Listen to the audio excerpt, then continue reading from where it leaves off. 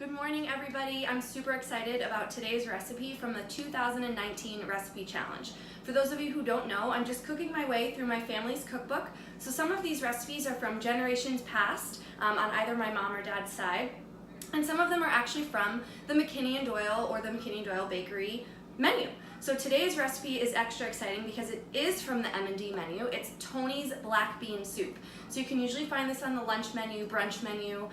Sometimes it's a special. It's one of my favorite soups. I actually make it pretty frequently here at home. But today, as I am with all of these other recipes, I'm actually gonna healthify it a little bit.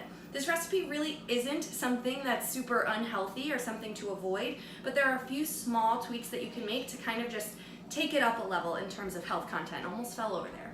As a reminder, this challenge isn't about making the recipes the healthiest thing in your day, but it's about healthifying things and making things that are a little bit indulgent more healthy so you can enjoy them on a more regular basis. So let's get started. I'm gonna walk you through the black bean soup recipe. I'm actually gonna cut it in half. As you can imagine, recipes that are developed for the restaurant are obviously developed for a larger scale. There's only 2 of us here, so I still wanna make a big batch so that we can have it for lunch throughout the week, maybe freeze some, but I am gonna cut it down so that it's more relevant to kind of your household. Also got this fun new phone holding tool so I can show you the ingredients in a better way than just flipping my phone over. So let's see how this goes today. So for this recipe, I'm gonna use a 1/2 pound of dry black beans. As a special note, you're gonna wanna soak them in water overnight before you start this recipe. So that's the first thing you're gonna do. These have soaked all night long. You can kind of tell they've already absorbed some of that water. It's just gonna make it easier to cook, so they don't have to cook for extremely long amounts of time in order to absorb the liquid.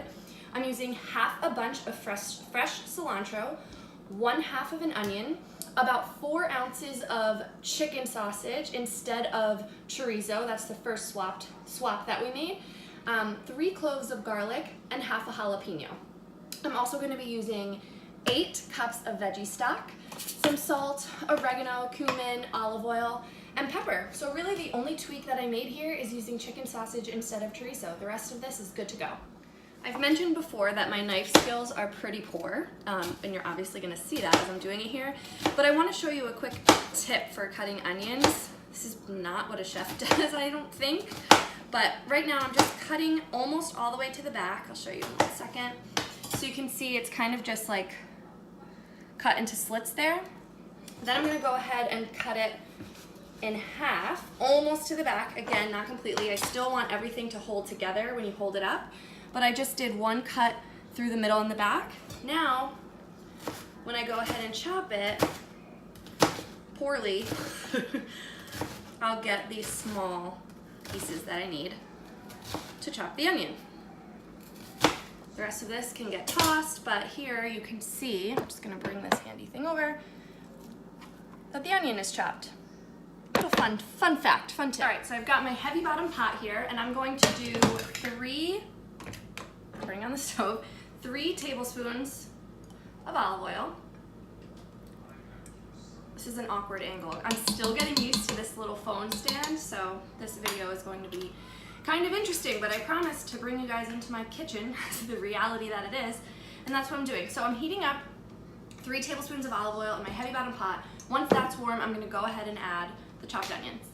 Now that my eyes are watering from chopping both onions and garlic, I'm adding in the onions. And then once they just soften up after a minute, I'm gonna go ahead and add the garlic as well. So as a reminder, it was 3 cloves of garlic.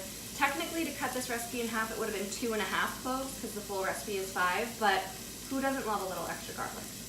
Tip from the kitchen, don't rub your eyes after you handle onions. That's like common sense, everyone knows, but it happens. Anyway, I'm adding in the garlic now as my eyes are tearing up. And if you've been following along, oh my God, I'm really struggling. This is reality to the max. If you've been following along, you know that my husband Matt loves this smell, and here he is. So we'll be having this soup every day for lunch this week. I don't think he minds the little extra garlic that I added. As this smells amazing and is simmering a little bit, I'm gonna just chop up the chicken sausage. I should have mentioned I chose more of like a Cajun-y spiced chicken sausage, but there are tons of different flavors if you go this route. I wanted to just get something that would have a little kick to it the way that chorizo would, so that the flavor profile is similar, but the chicken sausage is just a little less fatty than the chorizo, and also lower in sodium. I talk about salt a lot, and I like to control the salt content of my food, so this cuts down on that just a tad. Another kind of side note with this recipe, we're actually, when we get towards the end, we're actually gonna puree it all. So as you can see, I'm really not caring about how this is chopped up or how it looks, because it's all gonna eventually get pureed. Anyway, so this is good. This smells good. I'm gonna go ahead and add in the sausage. Now that that's added in, I literally just poured the sausage in. I'm gonna measure out the spices. So let's see, it was supposed to be 1 tablespoon of cumin, so I'll do about half, which I think actually might be all we have left. Yep. So that's perfect. Half that, 2 tablespoons of dried oregano, so I'm gonna do 1, because I did cut it in half. Okay. Good, and then what else? Nothing. All right, so we're just gonna cook this for 5 to 10 minutes before we move on to the next step.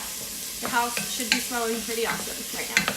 Okay, the next step is we're gonna add in the beans and the stock. So this recipe cut in half still uses 8 cups of stock. The original one uses a full gallon, 16. I literally just got off the phone with my dad confirming that this was right, because I felt like it was so much liquid to not that much bean, but he assured me that the beans will actually absorb all that liquid, and you're gonna need it. So I'm gonna go ahead and add in the beans now. Remember that I soaked these overnight last night. You don't want to put them in totally dry. It'll increase your cook time by a ton. And now I'm hoping that this pot is big enough for the 8 cups of liquid. I think that it should be. So I'm using veggie stock. I actually think the recipe calls for chicken stock, but I always have veggie stock in my pantry. It's kind of a staple because I like to saute veggies in it, use it for soups like this, but I typically just have it. Chicken stock is fine too. Perfect, so plenty of room. So now I'm gonna bring this pot to a simmer. So you don't want it to quite boil, but almost like what it'll look like before it's about to boil. And then I'm gonna lower the heat, and it's gonna sit for probably 1 to 2 hours until the beans are really soft. So timing gets kind of tricky because it really depends on your stove, it depends on your pot, it just really depends on a few different factors. So if you're gonna try this at home, come back and check after an hour, see if the beans are soft. Like, you know what a bean is supposed to feel like texture-wise when you eat it. You can tell the difference when you're cooking with dry beans. Check in an hour, then check in 90 minutes, and come back in 2 hours. It should be about that time where you're going to then be ready to go ahead and puree it. All right, it has been about 1 hour and 45 minutes. Most of this liquid has been absorbed by the beans, and I'm ready to start blending. So you can use either your blender or a food processor. I'm gonna be really honest with you. I have a food processor, but I'm not going to use it because it's really annoying to put together and then take apart and clean. So I'm using my blender. So I'm gonna actually allow you to see me probably spill a ton of this, but let's try not to. All right. I'm gonna try and do it in one batch. You can also do this in batches, depending on whether or not you double the recipe or cut it in half, depending on the size of your blender, all that kind of good stuff. But put everything in the blender, and I'm gonna blend it up. Oh, it's super hot, but really good. The chicken sausage adds such a good flavor. I definitely would have missed it had I decided to skip the chorizo altogether, so I'm glad that I just replaced it instead. I don't know if you noticed, but we haven't really used salt and pepper yet for this recipe, so I wanted to wait until we got to this stage because you don't actually know how everything's gonna taste until it's all pureed together. So I'm just gonna do, it doesn't really need much, to be honest. A little bit of salt, a little bit of pepper. Always best to start small as you're doing this because you can always add more, but you can't take any out. So just added a little bit there. I'm gonna reblend it, but this is pretty much done. Yeah, that is gonna be so good for lunch this week. The only other thing I wanna note is at M&D, they do serve it with a little bit of crema on top. What I would recommend you do instead is use a little bit of plain Greek yogurt. It tastes just like sour cream. It'll give you a kind of like that nice bite as a garnish on top. And then what I'm using the cilantro for, and some jalapeno is just going to be some fresh garnish on top too. So for each bowl, we'll sprinkle some cilantro on top, some fresh jalapeno. You can dice up some nice white onion, add a little crunch to the soup. A lot of times you'll see something like this served with chips as well. You can go ahead and do that if you're limiting your serving sizes, if you're looking to kind of keep your health in check. Or if you want to, you can take some corn tortillas, brush them with just a tiny bit of olive oil and bake them in the oven and make your own homemade chips, which will take it up a little bit as well. But really this is good on its own. So I'm pretty excited about it, not a lot of tweaks. We've had some decently healthy recipes lately, which is awesome. Next week we will get into salsa verde actually, which I'm gonna make today because I'm gonna put it on my black bean soup, but that'll be a separate video, so that'll be up on the blog next week. So keep your eyes out for that.